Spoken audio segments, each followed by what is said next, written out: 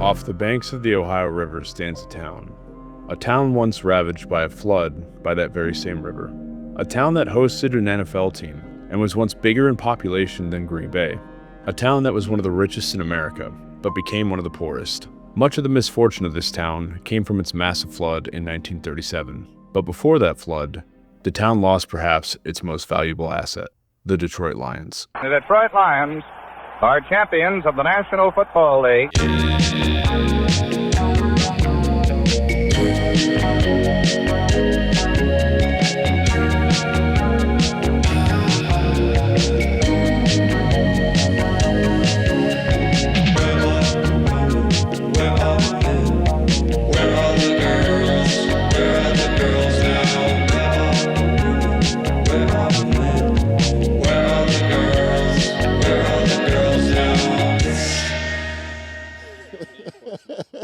I'm so happy about Detroit Lions right now. Go Detroit, let's win a Super Bowl, and to heck with the curse from the 1950s. What was his name, Bobby Lane? Detroit is to have professional football. This was assured when President Joseph H. Carr came to deliver a franchise granting a place in the National League. The Portsmouth Spartans, or what is now known today as the Detroit Lions, were founded in 1928 in Portsmouth, Ohio. All that bunch down there, those Portsmouth Spartans.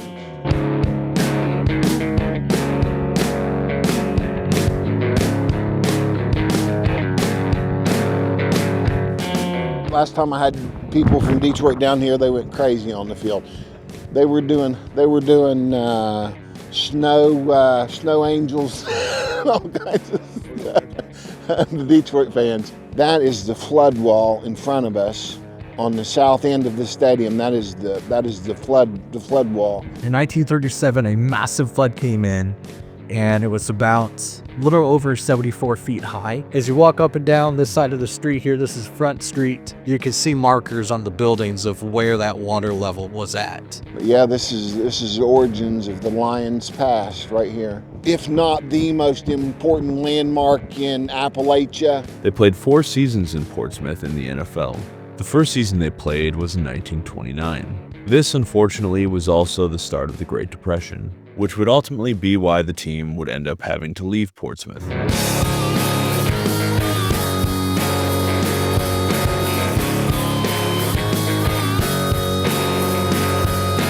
High school sports in the River Valley are going to be top notch, and that was part of the reason the River Valley in general was a hotbed for talent in the 20s and 30s. As you move forward into history, I mean, it's more about a very competitive league. Ironton had a really good team that also beat us a few games. Ironton, Ohio is roughly 30 minutes away from Portsmouth. It's a city that once hosted a semi-professional football team that beat NFL teams like the Spartans and the Chicago Bears.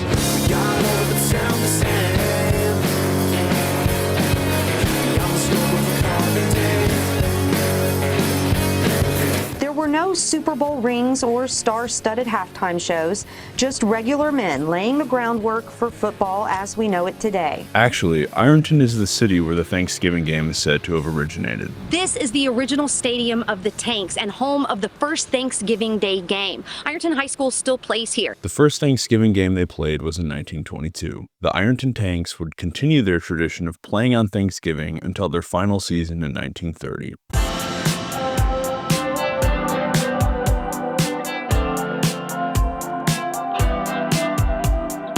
Towards the end of the tenure of the Ironton Tanks, players like Glenn Presnell joined the nearby Portsmouth Spartans. Glenn Presnell would end up recommending that Detroit should play on Thanksgiving. The owner of the Lions at the time, George Richards, thought it was a good idea. In fact, he was also the owner of WJR, a local radio station in Detroit. They initially had some issues selling tickets because much of the city was not familiar with the team yet. Not only would he continue the tradition of the Thanksgiving game from the Ohio River Valley, but he would end up having the first nationally syndicated radio broadcast in NFL history on the Thanksgiving game in Detroit in 1934. They wasn't getting 30, 40,000, 100,000 people coming to the games, or they wasn't making millions of dollars.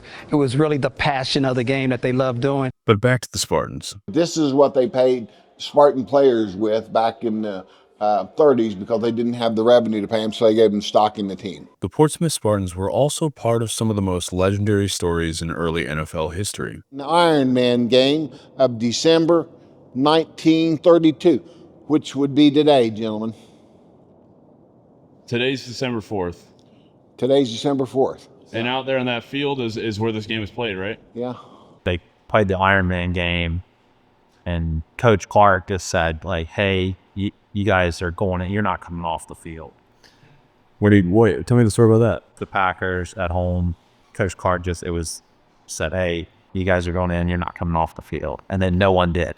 In 1932, the Portsmouth Spartans were nearing the end of the season at a record of 5-1-4, while the Packers were heading to Portsmouth looking to take first place in the league. At the time, the Packers were tied with the Chicago Bears in the standings. With an active roster of 17 heading into the game against the Packers, the Spartans coach Portsmouth Clark named 11 starters and told them that the only way they'd come off the field is if they had to be carried off. All 11 starters played on both sides of the football for the entire 60 minutes of the game with no substitutions. And the Spartans would go on to shut out the Packers 19-0. The Iron Man game was played in 1932, and it was against their bitter rivals, the Green Bay Packers. In 1931, the Green Bay Packers refused to play them, and the Portsmouth Spartans were terribly upset. And one of the Spartan players said, oh, heck, they're just a bunch of cheeseheads anyway.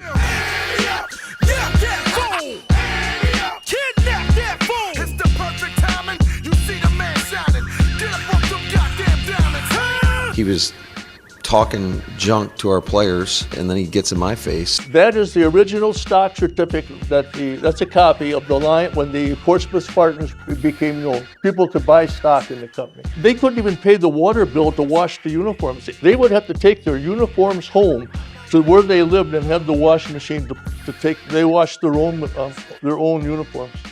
It's unbelievable. And the only time in NFL history that a team came to play a game with dirty uniforms with the Spartans, they couldn't afford to wash their clothes. They came in by the bus and they played the Giants in the Polo Grounds. And Portsmouth Clark said, our uniforms are dirty, and look at those guys coming out there. Their uniforms are clean as a whistle. Let's get them dirty. 32, that was the year, the first NFL playoff game they played. Championship, we played in Chicago, indoor 70-yard field. I believe it's referred to as the Tom Thumb game. There was a circus, a traveling circus in there a few days before. They didn't get it all cleaned up, and there was still elephant dung and animal dung on the field that they were playing in. I remember I think Glenn told me that. You're from here? I'm from here, paternally 8 generations. Darren and I's ancestor fought in the Revolutionary War, and now we've been here. Malts have been here since the Revolutionary War. Portsmouth is a city that is kind of coming out of the ashes of kind of dark times. As you go around the city, you won't even know that we were in a dark time. You're actually here in a great time. We have Winterfest. It's our Christmas time celebration that we have that the city puts on. Our local group, Friends of Portsmouth, they put that on. Believe it or not, when Richards bought the Portsmouth Spartans, and when they made the announcement, the whole team was really excited. We're all going to Detroit. We're a family. Didn't work that way. He only took 12 players. And when they hit Detroit, man, we're going to get into that. That was a different ball wave. They were not accepted here in Detroit at all. Wow. They went to Navin Field. They didn't want them. They went to Ann Arbor, the big house. They didn't want them. The NFL was putting tremendous pressure on them. Got to have a football field. What's going on? And finally, U.D. Stadium came forward and they played them. But now Portsmouth Clark was a genius. He's got 12 Spartan players. I've got to build another team in 30 days or in less than 2 months or 3 months. They were all rookies. And one walk-on cast off from the Bears. But in the meantime, when these kids are up from Portsmouth, they're getting calls. I want to play football. He left 13 players in Portsmouth. And the reason in that we believe that he did that, because Dutch Clark was not part of them. Dutch Clark was at the Colorado School of Mines. He did not play in the World Championship game. And they figured that what Richard said, well, we'll keep these players we won't do it, and we'll save all of that money, and we'll try to get Dutch Clark out of retirement. They used those kids, they were the pawns. And the players resented that. They terribly resented that. We were a family, now we split the family. They come to Detroit in 1934, and would you believe the Lions just broke their their record for the most wins? The first 7 games that the Lions played in 1934, they won 7 straight. Wow. All shutouts. And the ironic thing of this, the very first game that was played in Detroit was against the New York Giants. First game, and they shut them out. Next year, who was the very first World Championship game? The New York Giants. Tom interviewed those players in 1985 at a 50-year anniversary. And Tom told me, the players he interviewed told him that they had shirts that were their Portsmouth shirts underneath their Detroit Lions uniforms in that 1935 championship game. That's how much they love Portsmouth. It is something that's interesting, no matter what side of, no matter if you're a Lions fan or Bengals fan or a Denver fan, NFL fans all entirely, they love the fact that we have the old stadium here. I agree, 100%. I think just, even if you're not a football fan, just as a historian of American things, like it's an NFL stadium. Yeah. Like it hosted the Lions for 4 years. Why do you think that's not a bigger deal than it is? Why do you think that there's not, like, the Lions don't have like a thing that's directly connected to Portsmouth or, something like that? Yeah, that's the $1 million question, right? Yeah. For sure. I began making this video in December of 2024. At the time, I was unemployed and desperate for video work. Unfortunately, but fortunately, in the middle of making this documentary, I ended up getting too busy to finish. But I implore documentary filmmakers everywhere to pick up where I left off. Shawnee State University just acquired that whole property in July. Oh, so they officially own it? They're officially owned? The city was able to transfer the whole property. Now, their primary goal starting out is to get a softball field built and renovate the old baseball field. Okay. But the stadium that's going to be a flagship project for the university. What do you think they're going to do with that?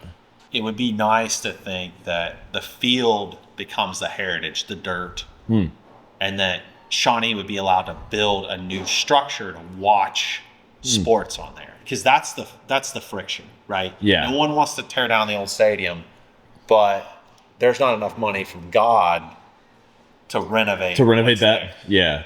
The infrastructure is messed up, yeah. But the field where the blood and the sweat and tears are, that can stay forever. As long as they don't turf it. Now, that would be criminal. That's where the criminal line should yeah. Since visiting in December of 2024, Shawnee State announced their new football program, and high-level football will now be returning to Portsmouth. Shawnee State University in Portsmouth. They've now accepted an invitation to join the Mountain East Conference and the League 12 school. Joining the Mountain East Conference obviously has benefits for Shawnee State University, but it also has benefits for Portsmouth and Scioto County. Sports has a rich history in Portsmouth, specifically football. As part of the invitation to join the Mountain East Conference, Shawnee State is starting a football program. Executive Director of the Portsmouth Scioto County Visitors Bureau envisions football bringing thousands of fans to the area to watch the game and for tailgating. Coming and doing it down here, especially along the riverbanks, and with the riverfront being redeveloped, I think that'll even be another major kicker for a lot of people. Later this year, the university is expected to begin a major fundraising drive to upgrade and improve Spartan Stadium and other sports facilities. Portsmouth has everything you want, from good tasting food like the Scioto River, kind of our staple, on our take on Southern barbecue, to visiting the oldest brewing company in the state of Ohio, the Portsmouth Brewing Company, just down the street. Is that the oldest? Wow, oldest, yeah. That's interesting. I didn't know that. Okay. Yeah. And then, of course, visiting the murals and just kind of taking everything in. There's so much to explore here in Portsmouth and Scioto County. So, regardless if you are coming down here to enjoy the Spartan history or you're just looking for something different, I think we have a fit for you all here. When I was young, the great players that played here are remembrance. I think it's a field of remembrance. My good friend, our good friend in Portsmouth to all of us, Glenn Presnell, other greats that played here, Pop Lumpkin, Red Grange, Bronco Nagurski. There were a lot of great players from yesteryear that played on this field. All the old heroes played here. And it was the beginning of the NFL. I mean, people don't realize how huge the NFL is today, but this was the origin of the NFL.